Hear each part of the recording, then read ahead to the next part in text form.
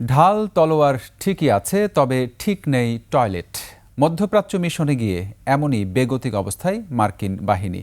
ইরানে হামলার তর্জন গর্জন যতটাই হোক না কেন, বাস্তবে মার্কিন রণতরী জেরাল্ড আর ফোর্ডের ভেতরে অবস্থা এখন তথই বচ।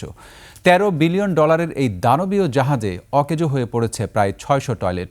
যুদ্ধের প্রস্তুতির চেয়ে বেশি সময় লাগছে প্রকৃতির ডাকে সাড়া দিতে। বিস্তারিত নাইম আহমেদের ডেস্ক রিপোর্টে। সানবিট সব দিবে সামাল। সানবিট ম্যাজিক প্রেস ডিশওয়াশিং এর মাথা ঘোরানো সলিউশন।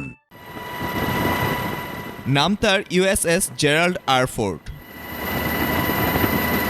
খরচ হয়েছে $13 বিলিয়ন, যা দিয়ে আস্ত কয়েকটা দেশের বাজেট হয়ে যায়।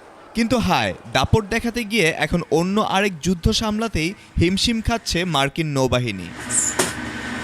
সুপারসনিক জেট আর পারমাণবিক শক্তিতে চলা এই রণতরীর ভেতরে এখন চলছে টয়লেট যুদ্ধ।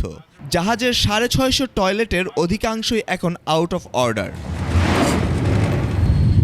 অবস্থা এতটাই বেগতিক যে এক একজন নাবিককে প্রকৃতির ডাকে সাড়া দিতে লাইনে দাঁড়িয়ে থাকতে হচ্ছে প্রায় পৌনে 1 ঘন্টা। অর্থাৎ শত্রু দেশে বোমা ফেলার প্রস্তুতির চেয়ে টয়লেটে ঢোকার প্রস্তুতি নিতেই এখন বেশি সময় ব্যয় হচ্ছে তাদের। জাহাজের অত্যাধুনিক ভ্যাকুয়াম সিস্টেমে জট পাকিয়েছে টি শার্ট আর দড়ি, আর সেই ময়লা পরিষ্কার করতে গিয়ে ঘাম ছুটছে বিশ্বের সেরা ইঞ্জিনিয়ারদের। পরিবার থেকে বিচ্ছিন্ন ঘোস্ট মুডে থাকা নাবিকদের মধ্যে এখন একটাই আলোচনা, মিশন শেষে এই ভাসমান জেলখানা থেকে পালানো।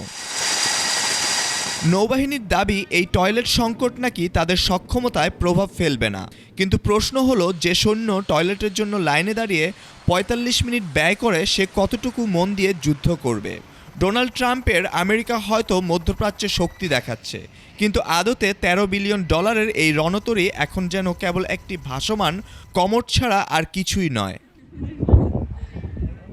Naim Ahmed, desk report, 21 television.